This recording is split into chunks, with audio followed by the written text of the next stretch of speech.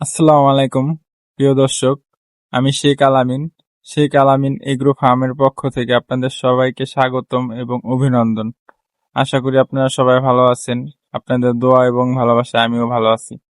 আজকে আপনাদেরকে কোয়েল পাখির সম্পর্কে আমি কিছু বলবো, যেটা শোনার পর আপনারা একটু হলেও কোয়েল পাখি সম্পর্কে ধারণা পাবেন এবং উপকৃত হবেন।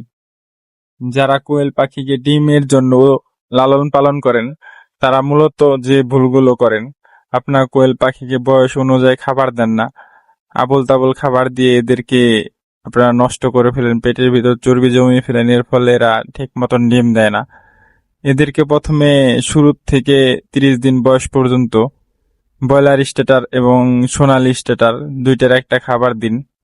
এরপরে যখন এদের বয়স 30 দিন হবে তাদেরকে গোয়ার ফিডটা দিন।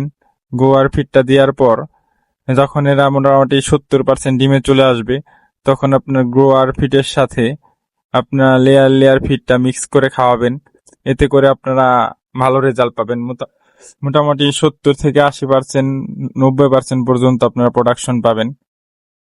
সেজন্য আপনাদেরকে এদের পরিচর্যা ঠিক মতন করতে হবে, খাবার ঠিক মতন পরিচালনা করতে হবে, পানি দিতে হবে, যাতে এদেরকে কোনো প্রকার অসুবিধা না হয় সেদিকে আপনাদের খেয়াল রাখতে হবে।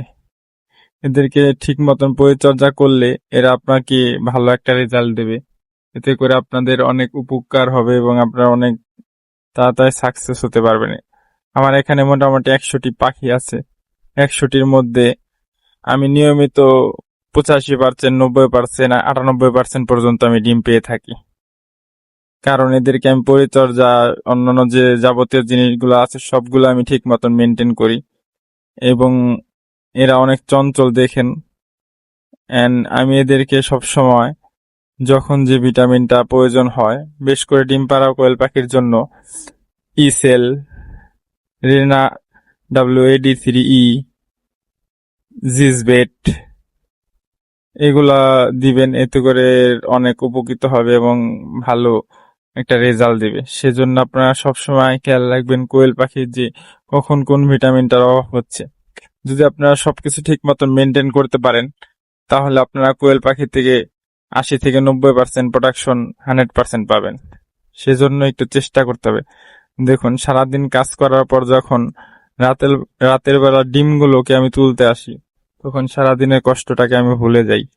কারণ ডিম তুলতে অনেক ভালো লাগে, ডিমেই সব শান্তি, ডিমে আনন্দ। সেজন্য সারাদিনের কষ্টের পর যখন ডিমগুলো তুলি তখন সত্যি অসাধারণ লাগে, ভালো লাগে।